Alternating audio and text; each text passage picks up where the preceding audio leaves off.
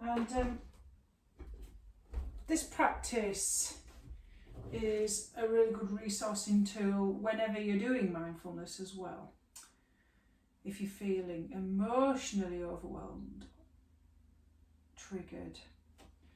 I'll just briefly talk just about why it's good doing this practice. You can do grounding at any point without anybody noticing sometimes. This is the best thing about it, really.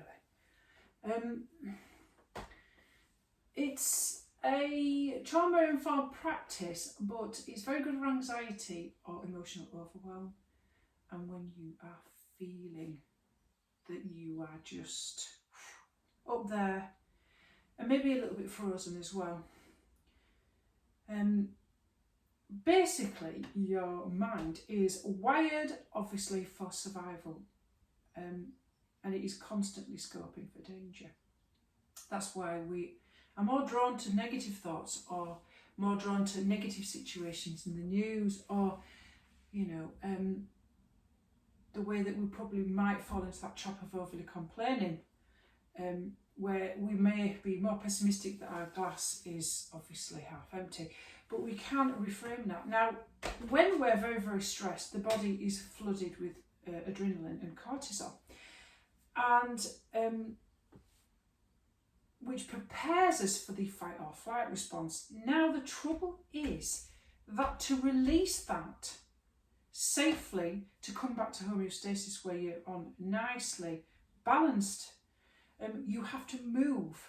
Okay. Now, the trouble is, if we don't move this cortisol and adrenaline out of our bodies, it gets trapped, it's unresolved, it gets stuck in our bodies. We could get into a chronic stress situation, and any kind of neurological condition can be affected or triggered by too much of this. So really, this is a skill for stress management to help regulate our nervous system and our emotions when we are completely overwhelmed. So what we're doing as a resourcing tool is we're doing a grounding practice with our mindful practice with our bodies, in particular with the part of the body which is touching things. So the feet on the floor, your thighs and hips on the chair, and your back on the chair. Think of it as using it as an emotional anchor, getting you into the here and now. So it gets you in that present moment attention. So you're removing the tension that gets stuck in the body. Trauma is basically stuck when you're absolutely stuck, where this adrenaline and cortisol is completely stuck in the body and is not released. So we have to do some kind of way to move it out of the body and through the body. That's why we always say to do a lot of shaking and stamping, not for too long though, because it can over stimulate the mind and the nervous system, but moving, shaking, stamping, you getting that energy out and through. The trouble is, in our society, when you're stressed, what does everybody say? And it's almost like the 19th century sort of cure for women, hysteria. And hysteria, comes from the Greek word associated with the womb, and the whole idea that women should be still and have complete bed rest, 19th century. But, to tell you to be completely still when you're going through a chronic stress period that can build up is not a good idea. So what you have to do is we have to release it. And also if you're in hyper, where you're frozen, where you're stuck, you need to move out of it. But also when you're in hyper, when you're in that too much adrenaline and cortisol, you need to release it. So this comes from Peter Levine. He looked at animals in the natural world, and he's basically, after, say, for example, a traumatic event where an animal has been chased by another animal because it was going to be made into dinner, and it managed to get away from, for example, the predator, it will go into shaking and shaking out that energy and getting releasing that adrenaline in the constantly. It would shake very, very vigorously, and then it was gone. And he'd also noticed that in soldiers that had gone through what they used to call it shell shock in the First World War, PTSD. He noticed that shaking was what happens when you're going through a traumatic event. So it's releasing that tension. So moving, grounding, very, very good. So let's start the practice, shall we? Because it's about 4 minutes past the start of this practice. So find yourself in your seat. So moving onto a chair where you feel, now already I can feel that my heels are not touching the floor. So I'm going to get myself 2 blocks and I'm going to put these underneath my feet. Now obviously that's because I'm quite short. I've got a longer torso than I have legs, short ass. But I'm going to put 2 blocks underneath my feet because I know this will help it. 2 yoga blocks will help the situation. And I'm going to sit back into the chair. You can do this standing if you want, but you just do it in a different way. Okay, but doing it on a chair, this is like a little bit of a mindful awareness practice. So my back is against the chair, which is the opposite of mindfulness, because we say keep away from the chair so you don't get too relaxed. Okay, and I'm really sort of in my seat. Okay, and you can place your hands wherever feels comfortable. I'm just going to place them on my lap. Chin parallel to the floor, and it's up to you whether you want eyes closed or soft gaze. Now obviously if you're triggered, orientating is a very important part of knowing where you are in time and space. So keeping your eyes open helps you to feel safe because you know that you are safe, and your amygdala, your fight or flight response, can already know that you're in a safe environment. So just sense your body and see if you can drop down into an awareness of the body. And try and do a sequential body scan. Okay, feeling from the ground upwards from your feet. We're just checking in and noticing how we feel. So moving through each body part segmentally from the ground upwards, sensing, feeling, noticing. Just noticing areas of tension, of holding, even relaxed, or where there is no feeling at all. There's no right or wrong way. Just move through that scan in your own time, segmentally, each part. Checking in.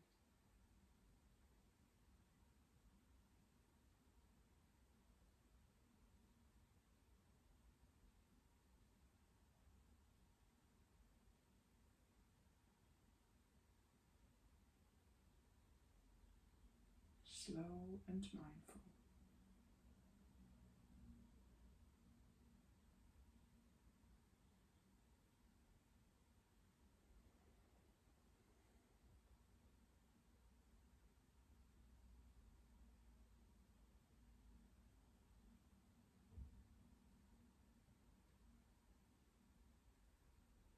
We're not looking for reasons why. We're not trying to change anything. We're not trying to judge anything or fix anything at all. We're just noticing.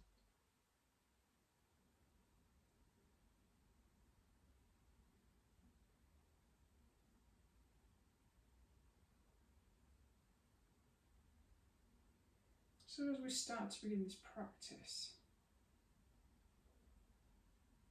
we're just going to see if not just activating your core, but just being aware of your core, just pulling your lower ribs in. Just slightly lift your lower abdomen, just below your belly button, just lift it slightly up towards your head. This is your sense of power and agency and control. So when we're centered and grounded, we don't need to worry about what's going on in the crazy world out there, because we are centered and grounded in ourselves.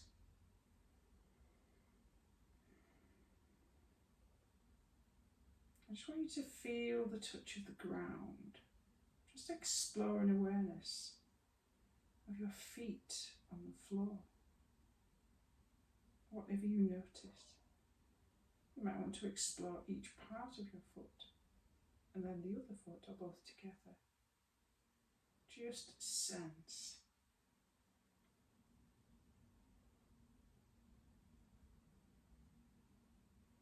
Awareness of core, feeling ground. And notice the contact between your body and the chair. Just sense the feeling of the back of your legs and your hips. Grounded on the chair. Just take that in. You might want to just notice that as well with your feet at the same time.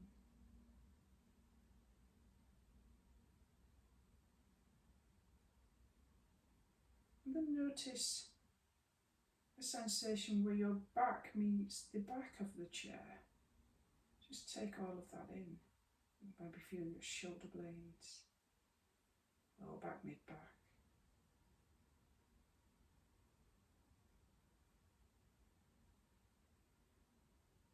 And then just come back to the awareness of your feet again. Can you adjust your feet so that you can feel all parts of your feet on the floor? Can you adjust your posture? If you're moving, do it mindfully. Notice the sensations as you do it.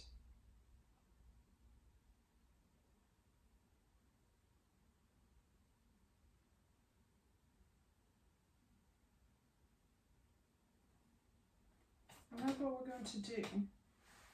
So I'm just going to move my blocks a little bit. As you take in and notice and sensing your feet and legs, I want you to press your feet into the floor. Really press quite hard, slowly. Just notice the engagement of any muscles in your legs. Just notice what happens when you press into the floor. Can you feel a clenching anywhere in the thighs and the hips? Just notice. Pressing, pressing. Just keep pressing. Just feeling the contact with the earth and the engagement of the large muscles. And now then just relax them completely and stop pressing. Just notice the difference between the activation and the relaxation. What's the difference in the sensation without words? Just expressing the difference.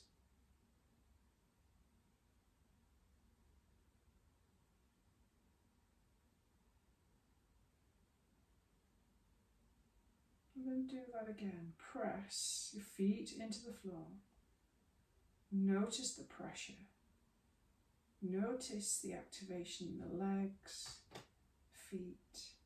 Really concentrate on the earth as you press down. Keep pressing. Actively engaging the large muscles of the legs.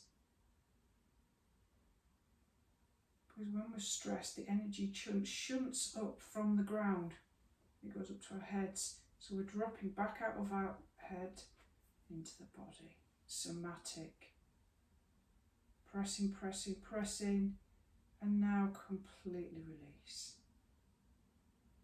Again, coming back to that noticing the sensations between activation and relaxation.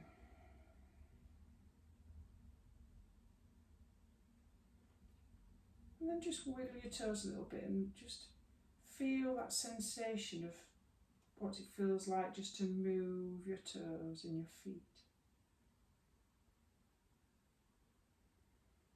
So if you're coming to a situation where you need to do this practice, when you're faced with overwhelm, you would keep practicing this, pressing and releasing until you felt as though you are calm and relaxed. So let's practice again, pressing down Feeling the activation of the large muscles. You might notice a change in pressure in your seat. You might feel the back of the chair a little bit more. Really pressing. Press, press, press and squeeze.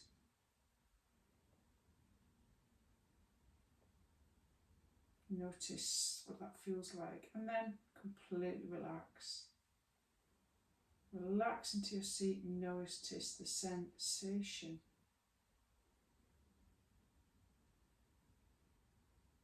Now, I'm not going to do this in the practice, but you can do this as a pressing of alternating as if you're running on the spot. So you press one leg down and then press the other until you feel as though you've released all of that built up tension in the body. So you're mimicking the running action, because fight or flight, what's what your body wants you to do. And it wants you to activate the large muscles of the legs and the hip flexors to run from whatever you feel that is the danger. So you can imagine that you're pressing as if you're walking on the spot, alternating left and right foot. But for today, we're just going to do the grounding. Press into the floor again. Feel the activation of the large muscles engaging. Feel the core as well. You'll feel that core moving a little bit stronger, won't you? You might feel that back of the chair. Can you feel the difference in the way that the hips are weighted on the chair? As you press into the floor. Really press, squeezing those thighs, and then completely let all of that go. Just relax.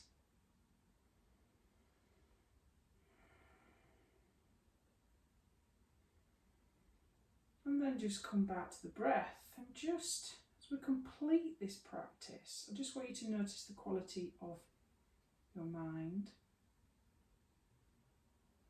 Just to notice the quality of your breathing.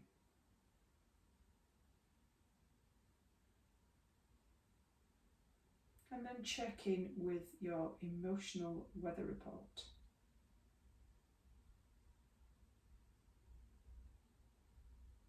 Just noticing, not looking for reasons why, not trying to fix or change anything. We're just being mindful and curious.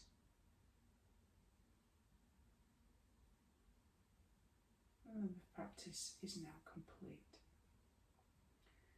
Okay, so whenever we do anything such as mindfulness or yoga, when you feel your legs and your core, when you feel the floor, when you feel the contact, when you feel the strength and power in your legs, for example, in yoga, it's incredibly grounding. It's a very, very good resource tool.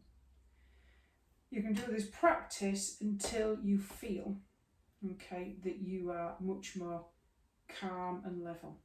Okay, thank you for today. Thank you for joining me. Namaste.